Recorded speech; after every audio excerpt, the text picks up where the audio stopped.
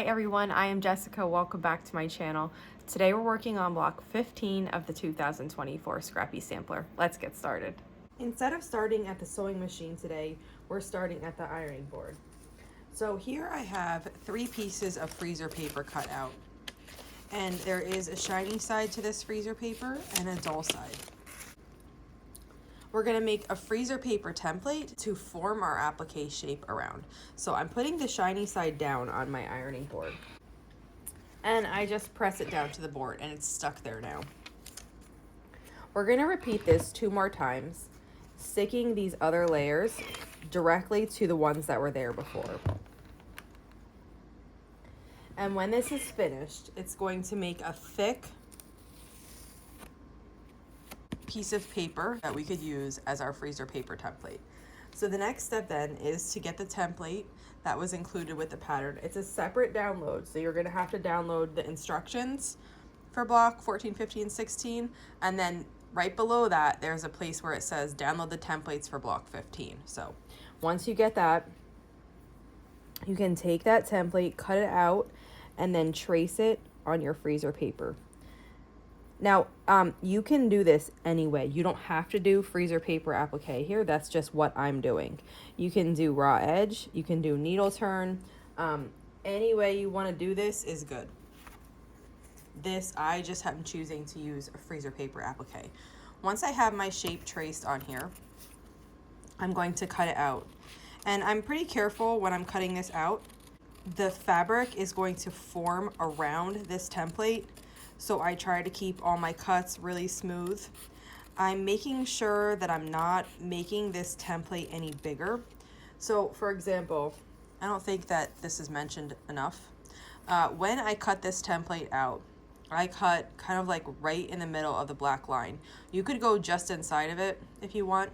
I would not go on the outside of it though, because every little bit you add is going to increase the size of your applique piece. So I went kind of in the middle of the black line. If you want to go just inside of it, that's fine too. Once you trace this on here now, you're tracing outside. So now I'm making sure that I'm cutting on the pencil line. I don't want to be cutting on the outside of the black line and the pencil line, because that is going to be increasing the size. And then when I go to put this on my square, it might not fit right. So just make sure you're not increasing the size of your piece. Typically I use mechanical pencils because a regular lead pencil has such a fat line that it's not good, but I actually just sharpened this, so it's super duper sharp, the same as a mechanical pencil for that first use. And now I know that I didn't add any extra to this piece. Once you have it cut out from your freezer paper, you'll see there's still a shiny side. It might have some lint on it because it was stuck to your ironing board. And then there's the dull side.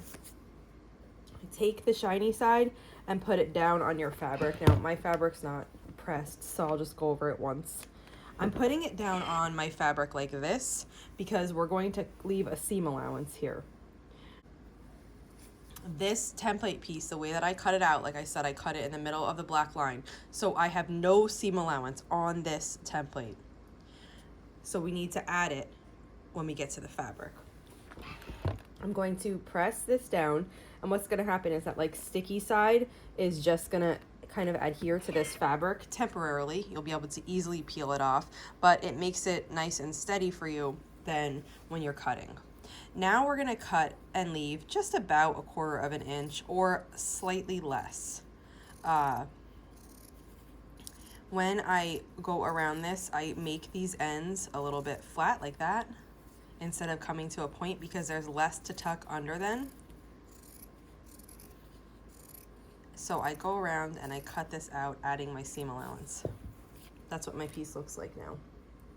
Now we're going to use starch and the iron to form this seam allowance around this freezer paper template. To do that, I sprayed some spray starch into the cap and I have a paintbrush. What I'm going to do is I'm gently going to just brush this starch onto the seam allowance of the fabric. I am careful not to put a ton of starch on the freezer paper template itself. It's going to get wet. It's right next to the part, but I'm not painting it onto there, because you can, if your freezer paper template gets too wet, when you go to bring your iron up against it like we're going to do, it might not offer the resistance you want, and it can get folded and warped, and then your shape is not the right shape. So I was careful to just keep it on the seam allowance and then let it kind of run in itself. So it is on the edge, but this is actually not wet yet. Then you're going to take your iron. You can use like a stiletto or something here. I use my fingers, but you're going to take your iron and just go right against it at like a 90-degree angle, where your iron is going directly over the fabric that you're pressing. And as you do this, the starch is going to dry, and it's going to take the shape of the freezer paper template. So on this first side, you don't really worry about the points at each edge. You just push it over, and it will make this nice shape. You can see that shape's really nice on the front. Now we're gonna do the second side. I'm getting a little more starch, and I'm going to start painting this on the edge again.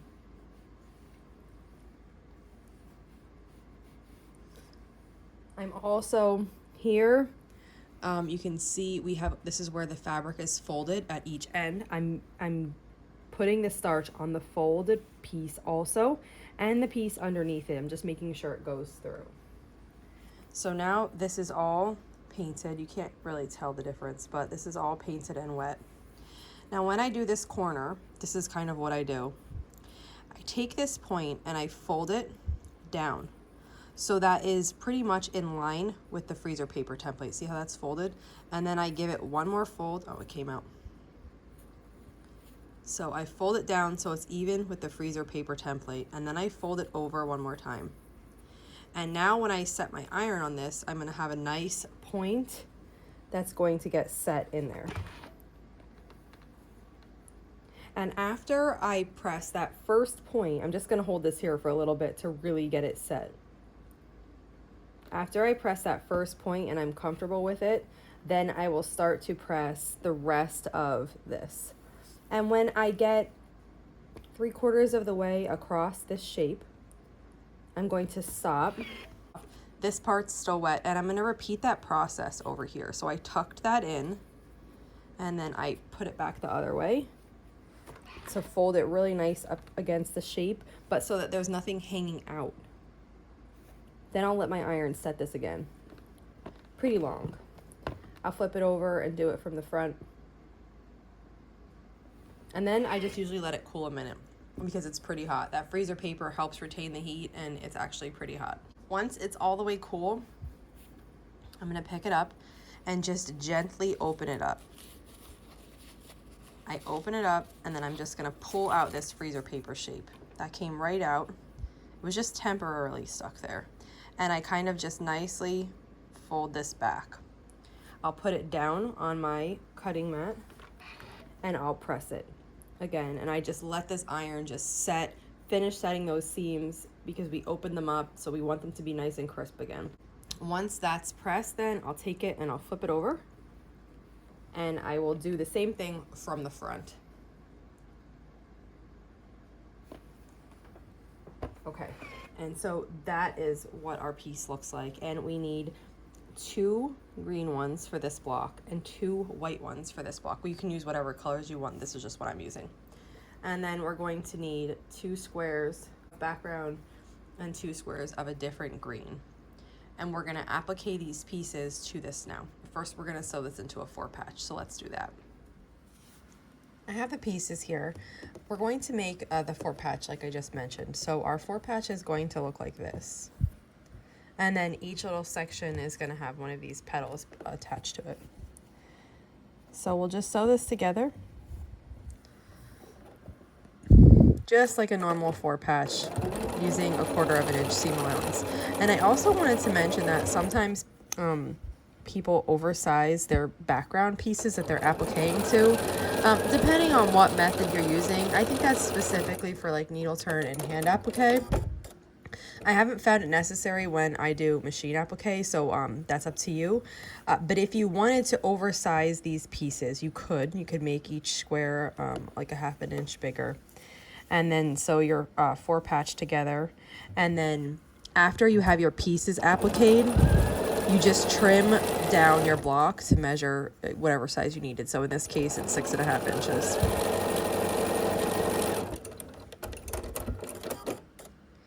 So I have this here. This is what my block will look like now. And then we're going to take our units that we made. I'm going to press this because I want this to be exact. But we're going to take our units that were made, and they're going to form this kind of circle. So you can decide to hand applique these. If you didn't want to do the freezer paper method, you could have done needle turn applique to get these into their places. You could, now that you have them made, if you did use the freezer paper method, you can hand stitch these down, like I said, hand applique. You could use a straight stitch to just sew them down. Your edges are all tucked under, so a straight stitch is okay. Or you could use a zigzag stitch or some kind of appliquing stitch to hold these down. It's really up to you, whatever you'd like to do. I have this pressed and I'm getting everything into place. So you can choose to pin baste or glue baste here. I'm pin basting. If I had them handy, I'd use applique pins because I'm going to hand applique these. Applique pins are just like any other pin, but the shaft is a lot shorter, and it's less likely when you're using those that you're going to be poking yourself with a pin as you go. But I don't have them right now, so I'm just using regular, these are kind of like a shorter pin. And I'm just getting these into position. And the thing that you need to be careful of, no matter what way you're using to attach these, whether it's by hand or by machine, is that you're leaving 1/4 inch seam allowance at each edge. So the point right here, here, here, and here needs to be 1/4 inch. And that will make sure that when you are sewing this block, when you're finished appliquing and you're sewing the block into your quilt, that you're not cutting off the edges of any of these applique shapes. And I double check with a ruler, like I could take my ruler and just put 1/4 inch here, make sure I'm not cutting off any of them, which I'm not. And then once I'm sure of that, then I can start appliquing these to the background. I've started hand appliquing the pieces down to this block, and I just want to show you. So now if you've never hand appliqued before, you might want to look up a different tutorial. I have some other ones here on my channel, or you can look at them anywhere. Basically, I just want to give you a rundown of what you want to do if you're going to hand applique this block. And if you choose to do it another method, that's awesome too. So I had these pinned like I showed you, and what I did was I have a needle, and I chose white thread for this. I have these white pieces, and then also in these greens I have white stripes and flowers, so I decided to just use white for all of the applique for this. And what I chose to do was I chose to stitch the whole outside down first. Now I think I have heard other times you're supposed to stitch the inside first, but I wanted to stitch the outside first here because I wanted to make sure if I stitched the inside, that I didn't bump these corners out at all, and then I would have less of a seam allowance at each edge, because I don't want that cut off when I'm sewing my blocks together. So I decided to stitch the outside first. Now I'm going to go back and stitch the inside. So it's done all the same way. You're going to come up through the back, through the background fabric and the applique shape. And then what you're going to do, I just like to bring the thread to the front to work. So I'm going to go down into the background, and I'm going to turn my needle up, and I'm going to bite through the applique fabric. Now ideally here, since I'm using white thread, I should be going to come up on a white stripe. It doesn't always work out. Once I get past this little point, it will. And then I'm going to just repeat that. I'm going down through the background, turning the needle back up, and I'm coming back up through the applique shape. So that what happens is this stitch that's forming right there is going to be holding my work down. So So I have a stitch there and a stitch there and a stitch there, holding that shape down. And then you just keep repeating that. So oftentimes with applique, the goal is to kind of like have your stitches be invisible. I don't really concern myself too much about have them be invisible. I try to have them a little bit hidden, but I don't mind if you can see them. So that's personal preference on what you want to do. If you want them to be more hidden, when you go down, make sure you're slightly under your shape. And then when you come up through your shape, you want to come up so that it's just on the edge of the shape, like where the fabric is folded around to the back, and that you're just grabbing a few threads from it. And that will be enough to hold it down when you go all the way around the shape and you keep repeating that. I don't get too caught up in that. I kind of just stitch. You can see this one stitch is pretty big. I kind of just stitch, and just what it is, and that's okay with me. So you'll just continue this same method all the way around, just stitching into the back, turning your needle up to the front and coming through the applique shape.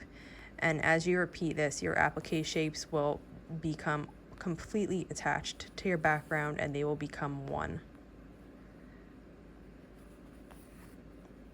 So I hope you have fun with our first applique block. If you have any questions, just let me know and I'll be sure to help you out.